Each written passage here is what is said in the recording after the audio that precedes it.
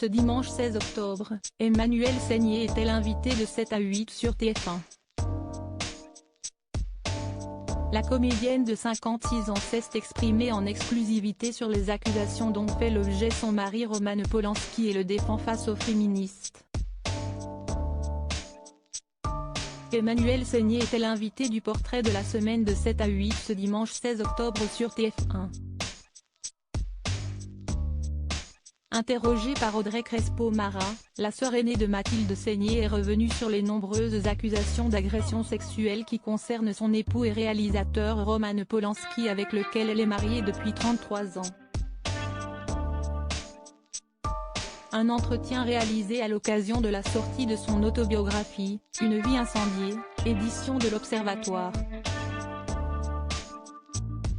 L'actrice se souvient d'abord du grand séducteur qu'était son mari au moment de leur rencontre. Quand j'ai connu mon mari, toutes les femmes voulaient coucher avec lui.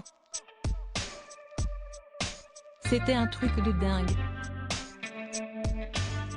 C'était fou quoi. Il avait 52 ans mais il avait l'air d'en avoir 30.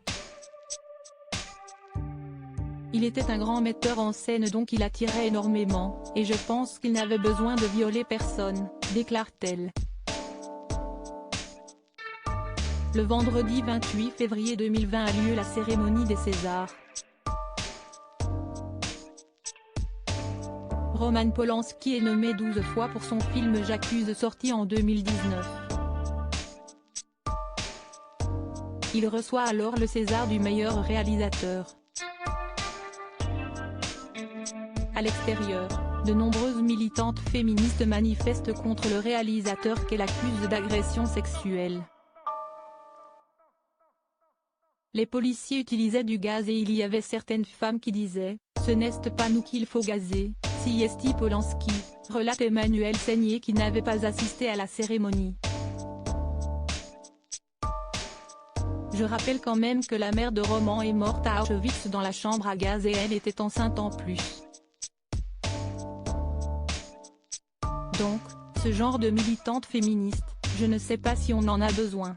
Malgré toutes ces accusations qui attaquent son mari, Emmanuelle Seigner soutient le mouvement #Méto, il y a des très bonnes choses dans #Méto, si est à dire que si est très bien que la parole se libère. Franchement, si on a vécu des viols, des incestes ou des choses terribles, si est très important que les femmes puissent parler et qu'elles soient entendues. Je suis à fond pour ça, défend-elle avant de regretter. Néanmoins, nous assistons à beaucoup de dérives, à beaucoup d'abus de mensonges qui décrédibilisent ces victimes et qui ne leur rendent pas service.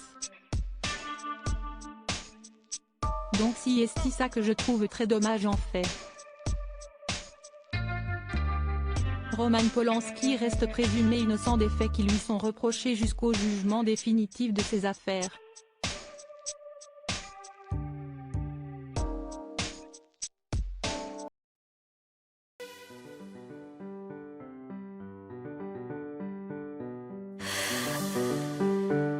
나